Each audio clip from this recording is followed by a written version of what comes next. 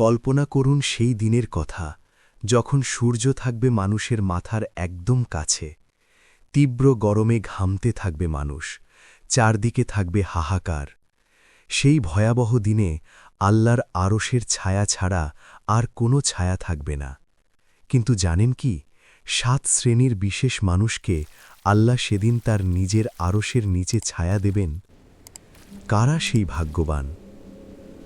সহি বুখারী ও মুসলিমের একটি বিখ্যাত হাদিস অনুযায়ী সেই 7 শ্রেণীর মানুষ হলেন: 1.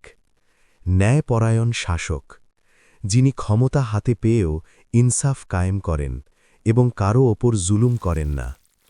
রাসূল সাল্লাল্লাহু আলাইহি ওয়াসাল্লাম ইরশাদ করেন, নিশ্চয়ই ন্যায় বিচারকগণ কিয়ামতের দিন আল্লাহর ডান পাশে নূরের মিম্বরে অবস্থান করবেন। সহি মুসলিম 1827। 2. ইবাদত গুজার যুবক, সেই তরুণ যার যৌবন কেটেছে আল্লাহর ইবাদতে। যখন অবাধ্য হওয়ার সব সুযোগ ছিল তখনও সে সিজদাকে বেছে নিয়েছে। 3.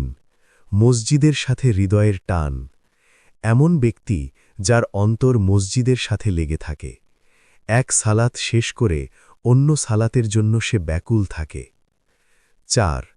আল্লাহর জন্য ভালোবাসা, এমন 2 ব্যক্তি যারা কেবল আল্লাহর সন্তুষ্টির জন্য একে অপরকে ভালোবাসে। তাদের মিলন ও বিচ্ছেদ সবই হয় আল্লাহর জন্য। 5. প্রলোভন জয়কারী, এমন ব্যক্তি যাকে কোনো উচ্চবংশীয় সুন্দরী নারী পাপে লিপ্ত হওয়ার আহ্বান জানায়, কিন্তু সে বলে, ইন্নী আখাফুল্লাহ, নিশ্চয়ই আমি আল্লাহকে ভয় করি। 6. গোপন দানকারী, যিনি এত গোপনে দান করেন যে তার ডান হাত কি দান করছে তা বাম হাতও জানতে পারে না। কোনো লোক দেখানো উদ্দেশ্য নয়, কেবল আল্লাহর খুশির জন্য।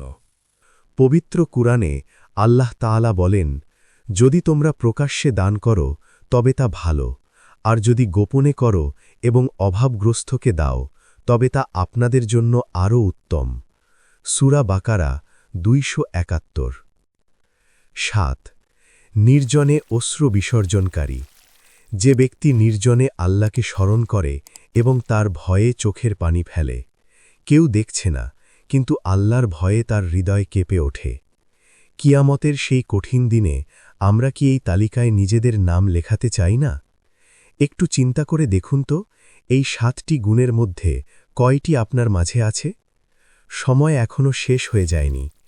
আজই সিদ্ধান্ত নিন, অন্তত একটি গুণ যেন আপনার চরিত্রে থাকে যা আপনাকে আরশের ছায়ায় জায়গা করে দেবে। আল্লাহ আমাদের সবাইকে সেই সৌভাগ্যবানদের অন্তর্ভুক্ত হওয়ার তৌফিক দান করুন। আমিন। ভিডিওটি ভালো লাগলে একটি লাইক দিন এবং শেয়ার করে আপনার কাছের মানুষদেরও আমলগুলো মনে করিয়ে দিন। এমন আরও ইসলামিক গাইডলাইন পেতে চ্যানেলটি সাবস্ক্রাইব করে রাখুন। ধন্যবাদ।